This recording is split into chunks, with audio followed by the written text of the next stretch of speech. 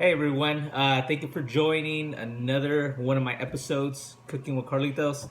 My name is Carlos. Today I'm going to be showing you how to make another type of salsa. It's going to be a spicy salsa. It's going to be a green salsa. We're going to use, and I'll show you the ingredients we're going to use right now, but it's also going to have some red dried chilies called chile arbol.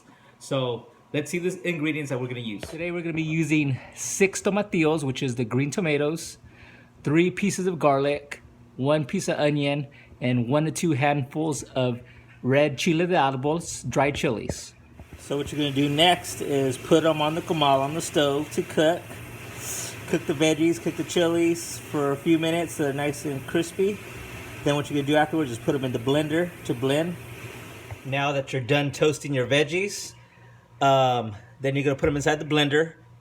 But before I continue, when you're cooking the veggies on the stove, make sure you cook the veggies first and then put the chile de arbol, the dried chilies, on the stove on the comal to cook by themselves for like less than a minute. Because if you cook them for a long time, they're going to get black and burnt and it's not going to taste good. So now that you have everything cooked, you're going to put it in the blender. You're going to add some salt. You're going to add a teaspoon of salt, teaspoon of pepper, teaspoon of garlic salt, and 1/3 cup of water just to dilute it a little bit.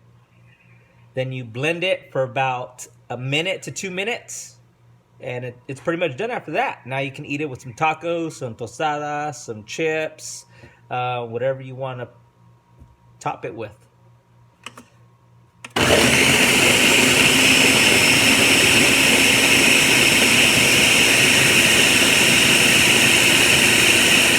Done blending your salsa, you're going to pour it in your Tupperware or in your bowl. Oh man, look how spicy that looks. I can smell it. I can smell it. Tastes bomb. Oh yeah.